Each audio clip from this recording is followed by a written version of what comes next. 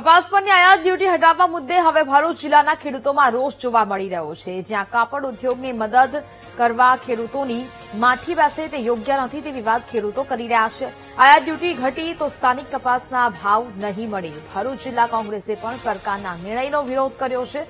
સરકાર ખેડૂતો પર બોજ નાખીને અન્ય ક્ષેત્રમાં મદદ કરે તે અયોગ્ય છે। કપાસ ઉપર આયાત ડ્યુટી હટાવવાની જે વાત કરી છે એ ખરેખર ખેડૂતોને ખૂબ જ નુકસાનકારક છે। આપણો દેશ ખેતી પ્રધાન છે।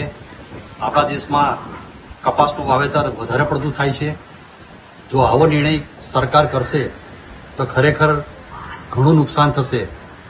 એક કાપડ ઉદ્યોગને ફાયદો થાય એના માટે સરકારશ્રી આ જે નિર્ણય કરી રહી છે એ ખરેખર ખેડૂતને ખૂબ નુકસાન થશે। આંતરરાષ્ટ્રીય બજાર અને જે ટેરિફ માટેની સરકારનો પડકાર છે એ ખેડૂતોના ખભા ઉપર નાખી દેવાનું સરકારની જે નીતિ છે એ ખૂબ ખોટી છે, ખેડૂતોને અન્યાય કરતા છે। અને આ જ પ્રમાણે સરકાર જો આગળ પગલાઓ ભરતી રહેશે તો ખેડૂત પાયમાલ થવાનો છે। ખેડૂતની આવક બમણી કરવાની વાત તો બાજુએ રહી, પણ ખેડૂત એની લાગત જે છે એ લાગત જેટલું પણ મૂલ્ય મેળવી શકે એવી સ્થિતિમાં નથી।